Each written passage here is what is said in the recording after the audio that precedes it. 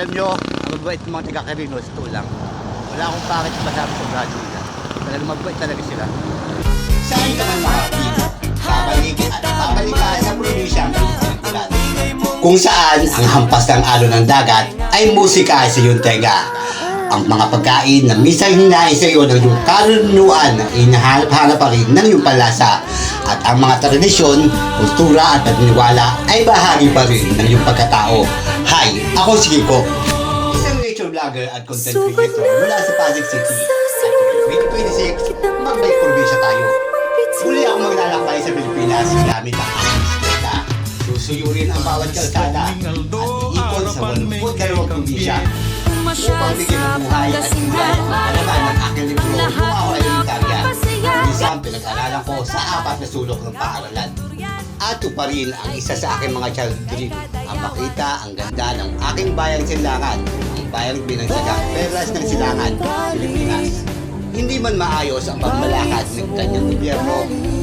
Walang may bayin ang Quezon. Presyo ng gas at bigas, pipiliin pa rin kita. I'm Kiko Kalikasan at ng Pasig at Kumusta Matamanggahan. ang Enjoy me as I biyaheng travel to the raw, magical, napagalkada? and stunning beauty of our country, Philippines. Kaya tara, padyak! Welcome to Province of Quirino.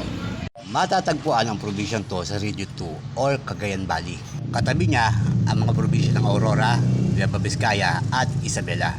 Pero kahit ang Quirino ang pangalang probinsya, hindi lang ang hulugan na dito nakitira si dating Pangulong Elpidio Quirino. Dahil noon, ang probinsyang to ay sakupan ng Nueva Vizcaya. At noong June 18, 1966, ito ay humuwili na sa Nueva Vizcaya at nag-opisyal na lalawigan sa bahagi ng Region 2. Kilala din ang probinsyang to bilang Basket of Happiness at Forest Heartland of Cagayan. Meron lamang itong 6 na bayan. Ang bayan ng Aglipay, Nagtipunan, Madela, bayan ng Dipon na may pinakamalaking populasyon, at Cabarugis, ang kapitolyo ng probinsya ng Quirino. Pagbisita ko sa probinsyang to, isang bagay ang nalaman ko. Umiiral pa rin sa kanila ang hospitality o magiliw ng pagtanggap sa bisita. Isang kaugalian nating mga Pilipino na minanapan natin sa ating mga kanununuan na ngayon ay bitbit pa rin ng mga taga-Quirino. Sabi nga, kung ano ay pinakita mo sa isang dayo ay magre-reflect sa inyong lugar. At iyon ang naging impact sa akin, dumayo ako rito, ang pagiging mabuting tao ng mga taga-Quirino. Isa sila sa mga probinsya na napuntahan ko sa buong Pilipinas na hindi ka makakamba sa iyong sariling seguridad. Kahit mga pulis dito ay trinato ako ng maayos. Lalo na sa mga lokal, hindi ako iba sa kanila. Pinakain ako ng pinakain.